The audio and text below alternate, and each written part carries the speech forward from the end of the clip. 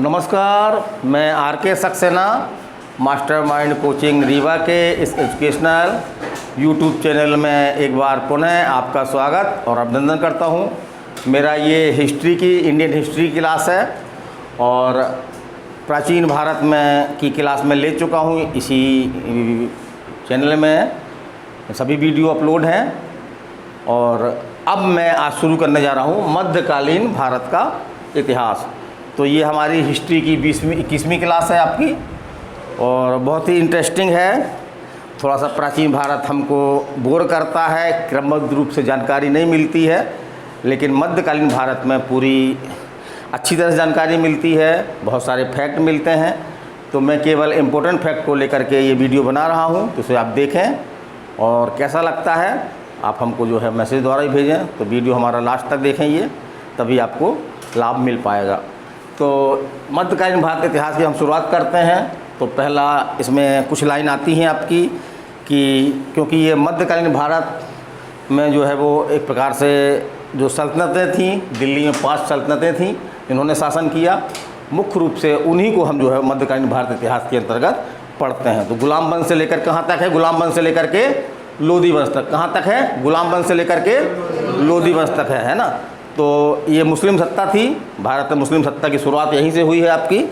तो इसमें पहला आपका जो है क्वेश्चन यहाँ से बनता है कि भारत पर पहला मुस्लिम आक्रमणकारी या अरब आक्रमणकारी? ये दोनों एक ही बात है, क्योंकि अरब का था ये मोहम्मद बिन कासिम। तो भारत पर मुस्लिम आक्रमणकारी या अरब आक्रमणकारी कौन था? तो कौन था आपका? मोहम्मद बिन कासिम था। और इसने भारत पर आक्रमण कब किया? तो 712 ईस्वी में किया। और कहाँ पर किया? तो सिंध पर किया, है ना। और वहाँ के शासक जो है वो कौन था? वहाँ का शासक दाहिर था। इसने दाहिर को जो है वो पराजित किया। तो इस प्रकार से ये क्वेश्चन बहुत आम क्वेश्चन है कि भारत पर प्रथम मुस्लिम आक्रमणकारी कौन था? तो कौन था? मोहम्मद बिन कासिम था। या भारत पर पहला अरब आक्रमणकारी? तो भी आपका आंसर यही होगा, कौन था? मोहम्मद बिन कासिम था। 712 में इसमें आक्रमण किया था। आक्रमण कहाँ पे किया था? सिंध में किया था। और वहाँ का राजा कौन था? दाहिर था। चलिए हम आगे चलते हैं। अब हम दो बहुत बड़े आक्रमणकारी हैं ये जो चर्चा में रहते हैं काफ़ी। एक तो आपका है महमूद गजनवी और दूसरा आपका जो है मोहम्मद गोरी। तो इनसे भी एग्ज़ाम में आपके क्वेश्चन आते हैं। तो बहुत सारी बातें मैं नहीं बताऊँगा, केवल वही फैक्ट बताऊंगा जो एग्ज़ाम में आपके आते हैं। तो पहली बात तो हम करते हैं कि ये मोहम्मद जो महमूद गजनवी था ये कहाँ का शासक था? तो ये गजनी का शासक था। इसी के कारण इसके नाम के बाद में जो गजनी या गजनवी शब्द जो है वो लगा हुआ है। और 27 वर्ष की आयु में, कितने वर्ष की आयु में? 27 वर्ष की आयु में ये गजनी का शासक बना। ये काफ़ी महत्वाकांक्षी था और गद्दी पर बैठते ही जो है वो इसने एक प्रतिज्ञा ली थी कि मैं जो है वो हर साल भारत पर जो है वो आक्रमण करूँगा। और एक चीज़ ये भी क्वेश्चन पूछता है कि सुल्तान की उपाधि धारण करने वाला पहला तुर्क शासक कौन था? तो वो आपका कौन था? यही था आपका महमूद गजनवी। तो सुल्तान की उपाधि धारण करने वाला पहला तुर्क शासक कौन था आपका? महमूद गजनवी, वो महमूद गजनवी। फिर इसने 1000 से लेकर के 1027 मैंने 1000 से लेकर 1027 ईस्वी तक जो है वो भारत पर कितने आक्रमण किए? तो ये आक्रमण की संख्या पूछी जाती है आपके एग्जाम में। और किस दौरान किए? तो 1000 से लेकर के 1027 ईस्वी के दौरान इसने भारत पर कुल कितने आक्रमण किए?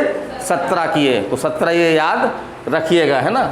और गजनवी का जो पहला आक्रमण है, हमको 17 आक्रमण पूरे दिमाग में नहीं रखना है क्योंकि एग्जाम में नहीं पूछे जाते हैं। इसका पहला आक्रमण एग्जाम में आता है, अंतिम आक्रमण आता है। और एक इसका प्रसिद्ध आक्रमण कौन था?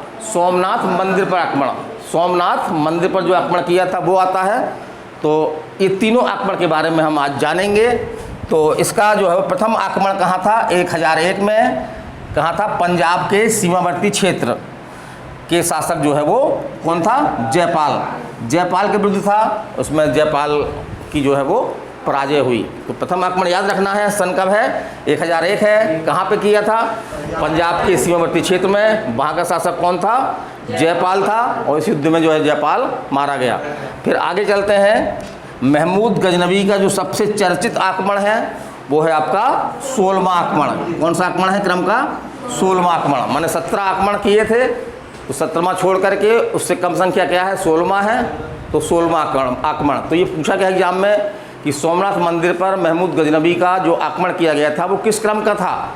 तो वो किस क्रम का था? आपका 16वें क्रम का था। तो 16वां आक्रमण था, कहाँ पे किया था? सोमनाथ मंदिर पे किया था।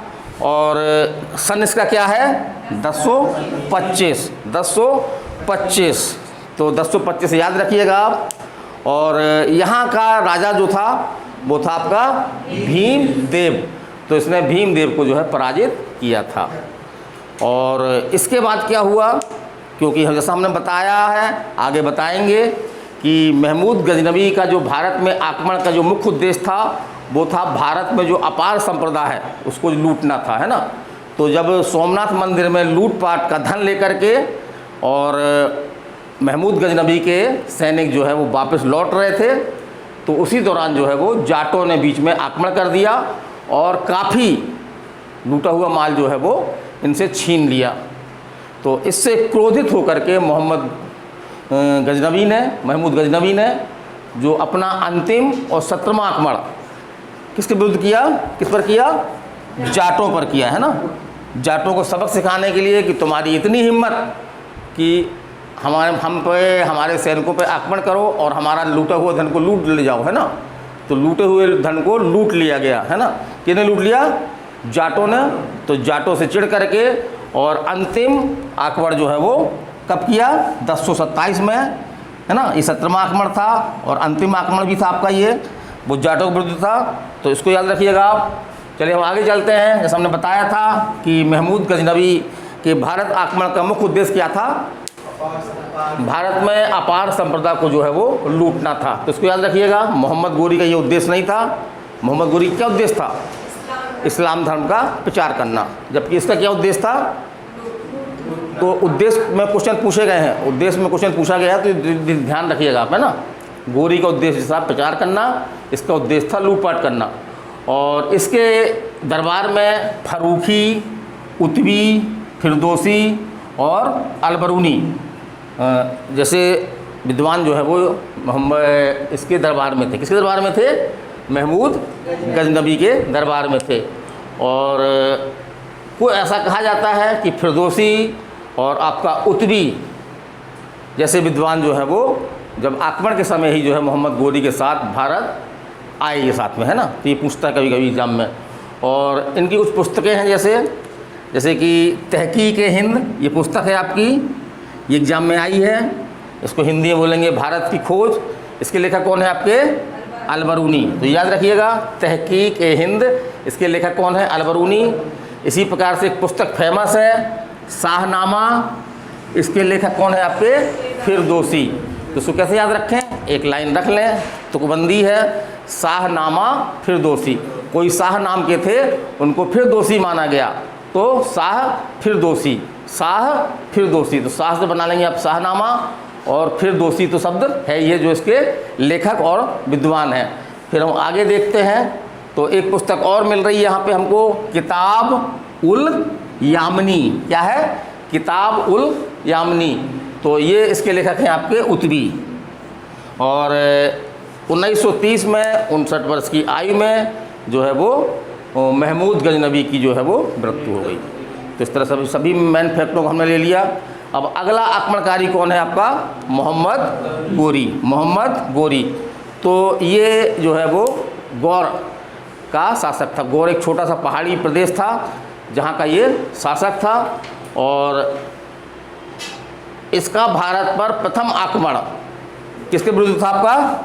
मुल्तान एवं सिंध के विरुद्ध था। और सन का है इसका 1175 में। तो ये क्वेश्चन पूछ सकता है कि मोहम्मद गोरी ने भारत पर प्रथम आक्रमण कब और कहाँ किया? तो कब किया? 1175 में। और कहाँ पर किया? मुल्तान एवं सिंध के विरुद्ध। फिर इसका दूसरा आक्रमण भी फेमस है। तो दूसरा आक्रमण कब किया इसने? 1178 में। कब किया? 1178 में। कहाँ पर किया? पाटन, जो वर्तमान में गुजरात में है, आपका एक स्थान है ये पाटन। में किया, और लेकिन यहाँ पर जो है वो इसको बुरी तरह से हार मिली। जो पाटन का शासक कौन था? भीमद्वितीय। तो भीमद्वितीय के हाथ में जो है ये बुरी तरह पराजित हो गया, माने भीमद्वितीय ने इसको बुरी तरह से पराजित किया। तो ये दो लोगों से पराजित हुआ है। ये क्वेश्चन आया इस तरह से, एक तो पृथ्वीराज चौहान से किस युद्ध में? तराइन के प्रथम युद्ध में, और दूसरा जो है वो पाटन के युद्ध में किससे हारा था? ये भीमद्वितीय से हारा था। फिर हम आगे चलते हैं तो मोहम्मद गोरी द्वारा लड़े गए मुख्य युद्ध की चर्चा करते हैं। तो इसमें एग्जाम में क्वेश्चन आते हैं। तो पहला आपका तराइन का प्रथम युद्ध। तो तराइन का प्रथम युद्ध कब हुआ? ये 1191। वैसे 4 था, एक लिख लीजिए, और एक दूसरे नंबर तीसरे नंबर के एक को जो है वो 9 बना दीजिए, है ना। 4 1 लिख लीजिए, और जो तीसरा नंबर का जो एक है उसको क्या करिए? 9 बना दीजिए। तो ये 1191 याद रहेगा। और किस किस के बीच में हुआ? ये पृथ्वीराज चौहान और मोहम्मद गोरी के बीच में हुआ। इसमें मोहम्मद गोरी जो है वो बुरी तरह से पराजित हुआ, और मोहम्मद गोरी को पृथ्वीराज द्वारा जो है गिरफ्तार कर लिया गया। लेकिन काफ़ी दया याचिका के बाद जो है वो पृथ्वीराज चौहान ने दया खा करके इसको छोड़ दिया। इतिहासकार लिखते हैं कि ये मोहम्मद पृथ्वीराज चौहान की एक बहुत बड़ी महान भूल थी कि उसने जो है वो दुश्मन को छोड़ दिया। तो ये बदला लेने के फिराक में जो है वो 1 साल तक घूमता रहा, और जस्ट अगले साल इसने 1192 में, है ना, तराइन पर फिर युद्ध हुआ। तराइन का द्वितीय युद्ध हुआ, और इस युद्ध में जो है वो इसका साथ किसने दिया था? जयचंद्र ने, है ना। इसका साथ जयचंद्र ने दिया, और जयचंद्र की गद्दारी के कारण से जो है वो पृथ्वीराज चौहान इस युद्ध में पराजित हुए, और अंततः जो है वो युद्ध में ये मारे गए, या इनकी मृत्यु हो गई। और कहते हैं ना कि दूसरों के लिए कुआं खोदो तो भगवान आपके लिए क्या खोद देता है? खाई खोद देता है। जब हम दूसरों को बुरा सोचते हैं तो हमारा और ज़्यादा बुरा हो जाता है। तो यही कहानी जयचंद्र के साथ भी थी, है ना। जयचंद्र ने क्या किया था? इसको निमंत्रित किया था, इसका साथ दिया था। लेकिन जो तीसरा युद्ध हुआ, चंदावर का युद्ध, है ना, इसमें सन क्या है आपका? 1194 में। और ये जयचंद्र पे ही आक्रमण कर दिया। किसने? मोहम्मद गोरी ने। और आखिर में ही जयचंद्र जो है वो इस युद्ध में पराजित हुआ। चलिए आगे चलते हैं। उसके बाद क्या हुआ कि मोहम्मद गोरी का जो है कोई पुत्र नहीं था, है ना, कोई पुत्र नहीं था इसका। तो इसने क्या किया कि अपना एक गुलाम था कुतुबुद्दीन ऐबक, क्या नाम था उसका? कुतुबुद्दीन ऐबक। तो इनको जो है वो अपना जो भारतीय क्षेत्र उसने जीते थे उसका प्रमुख बना करके ये अपने वापस लौट गया। और यही कुतुबुद्दीन ऐबक हम कल के टॉपिक में रहेगा हमारा। यही कुतुबुद्दीन ऐबक जो है सल्तनत काल का प्रथम सुल्तान था ये, और गुलाम वंश की इसने स्थापना की थी। उसके बाद क्या हुआ कि 1205 में एक बार पुनः आपका मोहम्मद गोरी जो है वो भारत आया, आक्रमण किया उसने। लेकिन यहाँ की जो एक खोखर जाति थी उससे इसका मुकाबला हुआ, और इसका बुरी तरह से जो है वो कत्ल कर दिया गया। और जैसा आपने बताया था कि मोहम्मद गोरी का भारत में आक्रमण का मुख्य उद्देश्य लूटपाट करना नहीं था। जब लूटपाट की गई थी, इसका मुख्य उद्देश्य क्या था? भारत में इस्लाम धर्म का प्रचार प्रसार करना। एक चीज़ और बता दें, हम लोग क्या होता, हम भी कन्फ्यूज हो जाते हैं। मोहम्मद गोरी और महमूद गजनबी में हम कन्फ्यूज हो जाते हैं। लगभग देखा आपने बच्चों से ही बात की तो बच्चे भी इसमें कन्फ्यूज रहते हैं कि मोहम्मद गोरी और महमूद गजनबी में आपस में कन्फ्यूज हो जाते हैं। एक दूसरे के फैक्ट जो है वो दूसरे में फिट हो जाते हैं कभी कभी। तो ये ध्यान रखिएगा कि फैक्ट जो है वो दूसरे के फिट ना हो। तो मेरी अगली क्लास इसमें मैं दिल्ली सल्तनत काल के 5 वंशों के बारे में होगी। तो कल की क्लास में मैं आपको मुख्य रूप से गुलाम वंश के बारे में जो भी जानकारी एग्ज़ाम लायक है वो बताऊंगा। और वो मेरी कौन सी क्लास होगी? 22वीं क्लास होगी हमारी। तो उसको ज़रूर देखिएगा आप लोग। तो अगले वीडियो तक विदाई लेता हूँ। नमस्कार, धन्यवाद।